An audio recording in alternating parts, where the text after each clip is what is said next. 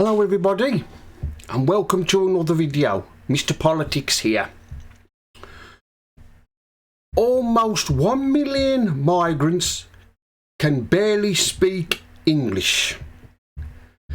You've got to ask yourselves, how do we let these migrants in the country who cannot speak a word of English? How do they get in? Surely they've got to speak some English to get into the country, but some of them can't. They can barely speak English. This has been going on for years. This has, allowing migrants to remain in the UK who cannot speak English. This is not just happening now. It's happened for years. It's been going on for years, this has. When we allowed migrants from the subcontinent, India and Pakistan and other countries like that, to come into the country, they couldn't speak English. Some of them couldn't speak English, and they still can't. I mean, they must have been here for 60 years, and they still couldn't be bothered to learn English. I don't know how they get by. I really don't. The only way they can get by is by an interpreter, if they have a member of the family with them, if they go and try and apply for something like a benefit or some kind or something, and they have to be asked questions and they can't answer them in English.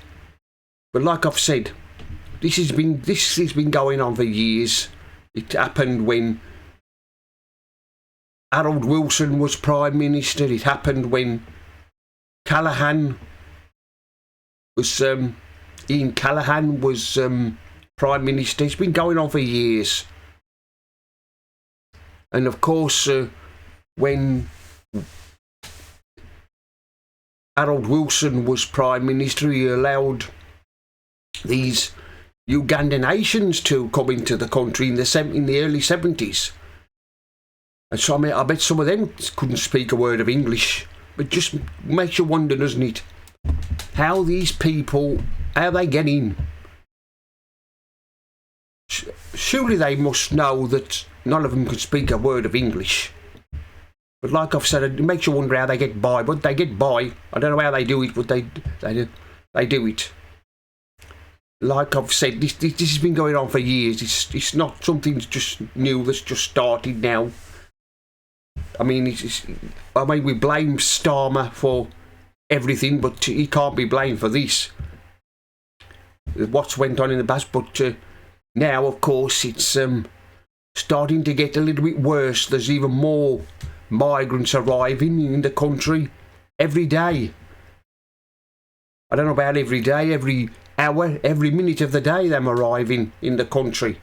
I mean, some of them who arrive in the country now, they can't speak English. They can't speak a word of it. So I don't know how they get by, but they do. And like I've said, it's the fault of previous governments in the past that's done this. You've got to blame previous governments for this. Previous prime ministers, like I've said, Harold Wilson and Ian Callaghan and all the others that followed were allowed this to happen. But surely that when they try and apply for citizenship in this country, surely they've got to, whoever's interviewing them about trying to, immigration, some of immigration officers, surely they've got to make them understand that they've got to speak English to get by, but obviously they don't. They just let them in. They just say, right, you can come in, you could stay, welcome to Britain, or should I say soft touch Britain, because that's what we are at the moment. But it's just getting worse and worse and worse as the time goes on. And of course now we've got two-tier Keir, the Prime Minister. He's just letting them in. He's worse than Tony Blair. I thought Tony Blair was as bad with his open borders, but this clown is even worse. He's just letting them in willy-nilly without trying to stop them. All he says is we're going to smash the gangs. Well, has he smashed the gangs yet? I don't think he has. He's a liar. Starmer just lies. He just said that to get elected in last year's election. When he said that, we'll smash the gangs. Well, that turned out to be a lie, didn't it? He's not having much success, is he?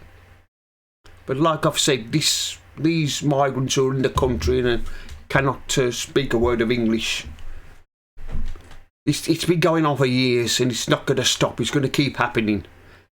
Well, anyway, that's the end of this video.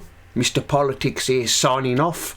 And remember, don't believe the lies.